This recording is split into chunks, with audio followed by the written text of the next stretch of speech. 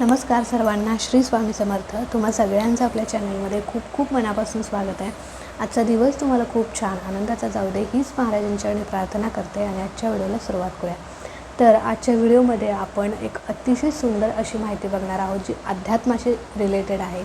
बघा, आपण रोज स्वामींची सेवा करतो, रोज देवपूजा करत असतो, पण बऱ्याच वेळेला आपण ज्यावेळी बघा म्हणजे सेवा करत असताना किंवा आपण रोज पूजा करतो, पण देवघरामध्ये आपण एक छोटासा म्हणजे जर देवघरामध्ये तुम्ही छोटासा तांब्या ठेवत असाल पाण्याचा, तर तो पाण्याचा तांब्या का ठेवावा, कसा ठेवावा, कोणत्या देवांच्या कुठल्या बाजूला ठेवावा आणि जे आपण पाणी ठेवतो त्याचं काय करावं याबद्दलची अगदी सगळी डिटेल माहिती आपण आजच्या व्हिडिओमध्ये बघणार आहोत.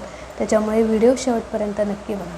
तर बघा, आपले हे जे काही निसर्ग आहे ते म्हणजे तो देवघरात तांब्या का ठेवावा आणि कुठे ठेवावा जेणेकरून त्याचे लाभ आपल्याला होतील. बघा, सगळ्यात पहिले तर आपला हा निसर्ग आहे तो 5 तत्वांनी बनलेला आहे. एक पहिलं तत्व म्हणजे पृथ्वी तत्व, आकाश तत्व, वायू तत्व, जलतत्व आणि अग्नितत्व. तर ह्या 5 तत्वांनी मिळून आपला हा म्हणजे ही पंचमहाभूत आहेत, लक्षात घ्या. आणि ह्या 5 तत्वांवर आपलं जीवन अवलंबून आहे आणि ही 5 तत्व ह्यातलं एक जरी नसेल तरी म्हणजे जीवन अपूर्ण आहे, लक्षात घ्या. तर याचा अध्यात्माशी काय म्हणजे संबंध आहे बघा. सायंटिफिकली ही पंचमहाभूत तर आपल्याला म्हणजे जीवन जगण्यासाठी आवश्यक असतातच, पण अध्यात्माशी याचा काय संबंध आहे बघा. रोज आता ताई म्हणाल की देवपूजेशी आणि देवांशी किंवा ह्याचा काय संबंध असू शकतो. तर बघा, आकाश हे कुठं असतं, तर आकाश वर आहे, लक्षात घ्या. आणि देवांची जागा नेहमी आपण बघा कुठलीही सगळ्यात त्यातलं पहिलं तत्व आकाश तत्व. ज्यावेळी आपण देवांची जागा कुठे आपल्या वर म्हणजे माणसाच्या वर ही देवांची जागा असते, लक्षात घ्या. आणि ज्यावेळी आपण एखाद्या घरामध्ये बघा कुठलीही पूजा करतो त्यावेळी डायरेक्ट आपण जमिनीवर कुठलीही पूजा मांडतो का, तर नाही.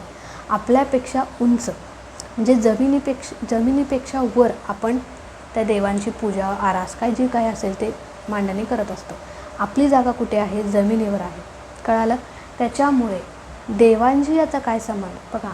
आपण एखादी पूजा मांडतो, मग चौरंग असेल किंवा पाटावर असेल, तर देवघर पण बघा, देवघर डायरेक्ट असं जमिनीवर आहे का, नाही. अशा आपण पहिल्यांदा ह्या पायऱ्या केल्या, त्याच्यावरती एक पायरी, त्याच्यावरती एक पायरी, असं आपण देवांना ठेवत असतो. आणि जरी एखाद्या घरात देवघर नसलं तरी ती लोक काय करतात, मग पाट ठेवतात आणि पाटावरती देव मानतात. डायरेक्ट जमिनीवर कोणी देवांना किंवा मूर्त्या वगैरे ठेवतं का, तर अजिबात नाही. हे पूर्णपणे चुकीचं आहे, कारण माणसांपेक्षा देवांची जागा जी आहे ती वर आहे, लक्षात घ्या. ते वर चढ आहे. त्याच्यामुळे हे आकाशतत्व हे देवांशी अशा प्रकारे रिलेटेड आहे. आता अग्नितत्व बघा, ज्यावेळी आपण देवाची एखादी सेवा करत असतो किंवा काही पारायण करत असतो, तर त्यावेळी म्हणजे अग्नीच्या साक्षीने आपण पूजा करत असतो. म्हणजे अग्नितत्वाला अनन्यसाधारण महत्त्व आहे, लक्षात घ्या. आता कुठलीही पूजा असो, काही असो, आपण दिवा लावल्याशिवाय काय करतो का, नाही. तर अग्नीच्या साक्षीने म्हणजे ह्या दुसऱ्या तत्वाच्या साक्षीने आपण देवांची म्हणजे सेवा करत असतो किंवा कुठलंही पारायण असो, काही करत असतो ते देवाच्या साक्षीने म्हणजे अग्नीच्या साक्षीने करत असतो, तर त्याचं फळ आपल्याला मिळत असतं. त्याच्यानंतरचं तिसरी गोष्ट म्हणजे हवा किंवा वायुतत्व. तर वायुतत्व म्हणजे काय बघा, ज्यावेळी आपण एखादी सेवा करत असतो त्यावेळी खिडक्या किंवा दरवाजे आपण उघडे ठेवतो का, तर जी आपण सेवा करत असतो ती सेवा करत असताना जी काही बाहेरची चांगली हवा आहे किंवा चांगली पॉझिटिव्ह एनर्जी आहे ती आपल्या घरात यावी आणि आपल्या घरातील जी काही नकारात्मकता आहे ती निघून जावी म्हणून. आणि हवेत म्हणजे ह्या वायुतत्वात इतकी ताकद आहे की आपण ज्यावेळी सेवा करत असतो ती म्हणजे ती सेवेची ताकद आपल्या म्हणजे ज्या काही पॉझिटिव्ह वाईब्स आहेत त्या आपल्याला आपल्यात म्हणजे सामावत असतात, लक्षात घ्या. आणि आपल्यातली जी काही निगेटिव्ह एनर्जी आहे ती निघून जात असते. इतकं या वायुतत्वाचं किंवा हवा म्हणजे महत्त्व आहे. त्याच्यामुळे सेवा करत असताना नेहमी दरवाजा खिडके उघडे ठेवत जावा. त्याच्यानंतरचं पुढचं तत्व आहे ते पृथ्वी तत्व. बघा, पृथ्वी तत्वाचं सुद्धा म्हणजे जर पृथ्वीच नसेल तर आपण नाही, लक्षात घ्या. आणि त्याच्यामुळे आणि सगळ्यात शेवटचं आणि महत्त्वाचं तत्व म्हणजे जलतत्व. आता जलतत्वाचा किंवा पाण्याचा आणि देवाचा काय संबंध किंवा ते जे काही आपण छोटं भांडं किंवा तांब्या आपण देवाघरापुढे का ठेवतो, तर का ठेवावा, तर बघा सगळ्यात पहिले तर तुम्ही जर आत्तापर्यंत जर देवघरात एक छोटासा तांब्या किंवा पाणी ठेवत नसाल, तर आजपासून तुम्ही देवघरात देवपूजा केल्यानंतर छोटासा तांब्या तुम्ही देवघरात भरून ठेवत जा. कारण बघा मी सुद्धा तुम्ही माझ्या नेहमी देवपूजेमध्ये बघत असता की मी नेहमी छोटासा तांब्या मी ठेवत असते. आता तुम्हाला दिसत नसेल तर इथे आहे.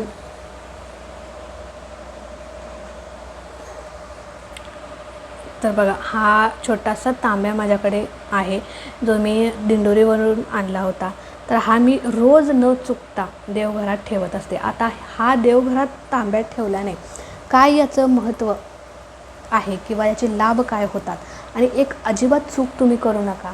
परवाच मला एक ताईंची कमेंट आली की ताई, जे आपण पाणी ठेवतो देवघरात ते आम्ही ओतून टाकतो, तर किती मोठी चूक तुम्ही करताय, लक्षात घ्या. बघा पाणी हे असं तत्व आहे किंवा पाणी ही अशी शक्ती आहे की जिच्यात म्हणजे अट्रॅक्टिव्ह पॉवर जी असते ती खूप जास्त असते, लक्षात घ्या. अट्रॅक्ट करण्याची पॉवर जास्त कशात असेल तर ती पाण्यात असते, लक्षात घ्या. म्हणून पाणी तत्व किंवा जलतत्व हे खूप महत्त्वाचं मानलं जातं या पंचमहाभूतांमध्ये. त्याच्यामुळे हा एक तांब्या तुम्ही रोजच्या रोज देवघरात ठेवायचा. आता का ठेवायचा, तर बघा ज्यावेळी आपण आता अर्थात देवांसाठी तर ठेवायचा असतो, पण तो ठेवायचा का, त्याचा लाभ कसा करून घ्यायचा. बघा ज्यावेळी आपण ते पाणी ठेवतो त्यावेळी म्हणजे ह्या तांब्याची, किंवा तुमच्याकडे असा छोटा तांब्या नसेल तर तुम्ही एक छोटं फुलपात्र ठेवा किंवा छोटं काही पण ठेवा, पण ते देवघरात भरून ठेवा. तर ठेवल्यानंतर त्याला हळद कुंकू वगैरे लावायची, अगरबत्ती वगैरे ओवाळायची. जशी आपण बाकीच्या देवांची मूर्तींची पूजा करतो तसं त्याची पण पूजा करायची. रोजच्या रोज पाणी बदलायचं.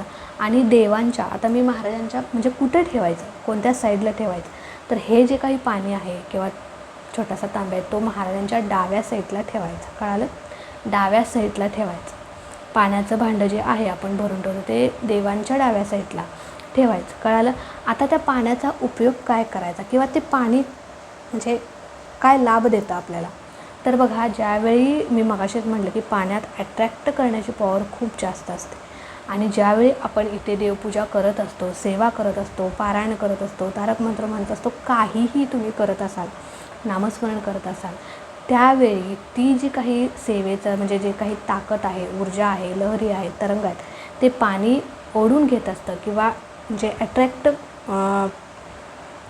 करण्याची पॉवर त्यामध्ये असते. त्याच्यामुळे ते एक उच्च कोटीचं तीर्थ बनतं, लक्षात घ्या. आणि जी काही निगेटिव्हिटी आहे, निगेटिव्हिटी म्हणजे खेचून घेतं ते. निगेटिव्हिटी म्हणजे जी काही तुमच्या घरातली पण निगेटिव्हिटी आहे तीसुद्धा ती खेचून घेतं आणि तुमच्यापासून दूर ठेवतं त्याला. त्याच्यामुळे ही रोज एक तांब्या आपल्या घरात म्हणजे देवघरात भरून ठेवायचा. आणि भरून ठेवल्यानंतर दुसऱ्या दिवशी एक म्हणजे तर ताईंचं मला म्हणजे मी त्यांना रिप्लाय दिला, पण तर ताई म्हणायचे की मी रोज ते पाणी फेकून देतो, आम्हाला माहीतच नव्हतं त्याचं काय करायचं. तर बघा ही खूप मोठी चूक करताय तुम्ही. बघा ते पाणी अजिबात फेकून देऊ नका. ते पाणी म्हणजे भले एवढा छोटा तांब्या असो किंवा मोठं फुलपात्र असो, ते तीर्थ जे आहे किंवा ते पाणी जे आहे दुसऱ्या दिवशी तुम्ही प्रत्येक घरातल्या प्रत्येक व्यक्तीने ते थोडं थोडं घ्यायचं. कारण ज्यावेळी आपण ते तीर्थ भरून म्हणजे पाणी भरून ठेवलेलं असतं त्यावेळी ते अभिमंत्रित होत असतं. ज्यावेळी आपण तिथे सेवा करतो आणि घरातले एकच व्यक्ती सेवा करत नसते, अनेक व्यक्ती सेवा करत असतात.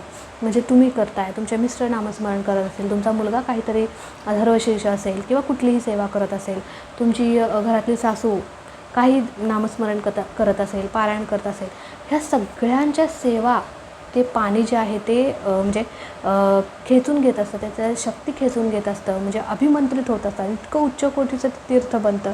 त्याच्यामुळे ते जे पाणी आहे ते तुम्ही घरातल्या सगळ्या व्यक्तींपर्यंत रोजच्या रोज पोहोचवायचं, थोडं थोडं चमच्याभर.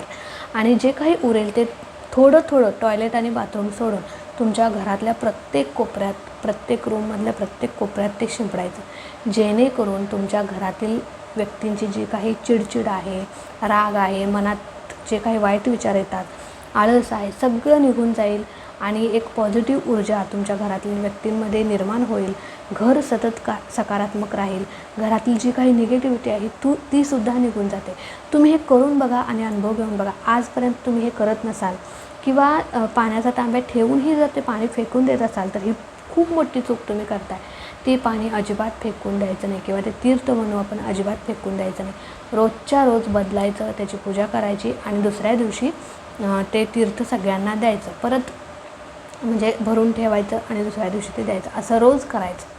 रोज म्हणजे रोज. कळालं? तर असं त्या म्हणजे पाण्याचं महत्त्व आहे. आणि ही 5 तत्वांचं मी तुम्हाला महत्त्व सांगितलं की आकाश तत्व, जलतत्व, वायुतत्व, पृथ्वीतत्व, अग्नितत्व. ह्या 5 पंचमहाभूतांचं देवांशी अशा प्रकारे संबंध आहे. आणि जसं सायंटिफिकली ही तत्त्व आपल्या आयुष्याशी निगडीत आहेत, तशीच आपल्या अध्यात्माशी सुद्धाही रिलेटेड म्हणजे अशी निगडीत आहेत. त्याच्यामुळे म्हणजे जोडली गेलेली आहेत. त्याच्यामुळे हे जलतत्व जे आहे किंवा रोजच्या रोज तुम्ही देवघरात हे पाणी जे आहे ते भरून ठेवायचं आहे. मी सुद्धा रोज न चुकता, तुम्ही कधीही माझ्या देवपूजेत बघत असाल, ज्यावेळी शेअर करते किंवा कधीही तुम्ही बघा, एनी टाईम हा जो छोटा तांब्या आहे तो रोज माझ्या देवघरात मी भरून ठेवते आणि दुसऱ्या दिवशी ते तीर्थ माझ्या मुलांना, मिस्टरांना सगळ्यांपर्यंत ते म्हणजे देत असते. आणि चुकूनही म्हणजे हे फेकून देऊ नका, ही चूक तुम्ही करू नका. त्याच्यामुळे तुम्ही अनेक लाभांपासून वंचित होत आहे, लक्षात घ्या. एक उच्च कोटीचं तीर्थ तुमच्यापासून म्हणजे रोज तुम्ही त्याची वाया घालवताय. त्याच्यामुळे ही चूक तुम्ही करू नका. आणि आजपासून तुम्ही रोज हे एवढं छोटा तांब्या तुम्ही रोज देवघरात भरून ठेवा. आणि कुठे ठेवायचा तर देवांच्या डाव्या साईडला तुम्हाला ठेवायचं. कळालं? तर अशा प्रकारे ही आजची माहिती खूप महत्त्वाची होती. म्हणजे एका ताईंचा मला मेसेज आला की ताई आम्ही ते म्हणजे तो पाणी असतं ते आम्ही फेकून देतो. म्हटलं अशा कितीतरी ताई असतील ज्यांना हे माहीत नसेल किंवा असे कितीतरी लोक असतील ज्यांना हे माहीत नसेल. म्हटलं चला आजचा व्हिडिओ करू जेणेकरून योग्य माहिती त्यांच्यापर्यंत पोहोचेल. आणि त्या जे पण त्यांनी ते करतायत म्हणजे पाणी भरून तर ठेवतायत पण त्याचा उपयोग कसा करायचा हे त्यांना माहीत नाही. त्याच्यामुळे आजपासून ही चूक करू नका. रोज ते तीर्थ सगळ्यांना द्या. रोज ते पाणी भरून ठेवा. असाच तांब्या पाहिजे असं काही नाही. तुमच्याकडे जे फुलपात्र आहे, छोटी वाटी असेल, पण वाटी जर असेल तर ती झाकून ठेवा. म्हणजे पाणी ते झाकून ठेवा. जसं की मी बघा हे छोटंसं फुलपात्र आहे, याच्यावर असं झाकून ठेवायचं की तुम्ही एखादी प्लेट झाकून ठेवू शकता. फुलपात्रावर एखादी छोटी प्लेट झाकून ठेवा. कळालं? आणि हे सुद्धा म्हणजे हा छोटा तांब्यासुद्धा कुठून आणला अशी पण कमेंट मला आली होती. तर हे मी दिंडोरीवरून आणलेलं. ह्याला बरेच वर्ष झाली, एक 4-5 वर्ष झाली असतील हे आणून. मी तेव्हापासून आजपर्यंत मी रोज न चुकता डेली हे भरून घरामध्ये ठेवते. म्हणजे खूप असं बघा, प्रत्येक गोष्टींना पी हळद आणि हो गोरी असं नसतं. कुठल्याही सेवेचा, कुठल्याही गोष्टीचा, कुठल्याही उपायांचा आपल्याला हळूहळू अनुभव येत असतो. म्हणून लगेच एखादं सेवा केलं आहे, लगेच एखादा तोडगा केला आहे, लगेच एखादा उपाय केला आहे, त्याचा त्वरित मला अनुभवच आला पाहिजे, लगेच स्वामींनी मला सगळं दिलंच पाहिजे असं नसतं. तुमच्या सेवेत किती सातत्य आहे, तुम्ही जे काही करताय ते किती मनापासून करताय हे पण मॅटर करतं. त्याच्यामुळे आपल्या सेवेवर पण आपला विश्वास पाहिजे. आपण जे करतो ते मनापासून केलं पाहिजे, तरच त्याचा अनुभव येतो, रिझल्ट येतो. आणि अनुभव येण्यासाठी म्हणजे एखादा बदल तुमच्या घरात होतो आहे ते अनुभवायला शिका, दुर्लक्ष करू नका. कळालं? तर अशा प्रकारे हा उपाय तुम्ही रोज करत जा.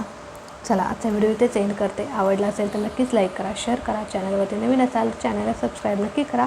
भेटू अशाच एका नवीन व्हिडिओसोबत, नवीन सेवेसोबत. तोपर्यंत खुश राहा, आनंदी राहा आणि सगळ्यात महत्त्वाचं महाराजांची सेवा करत राहा. श्री स्वामी समर्थ.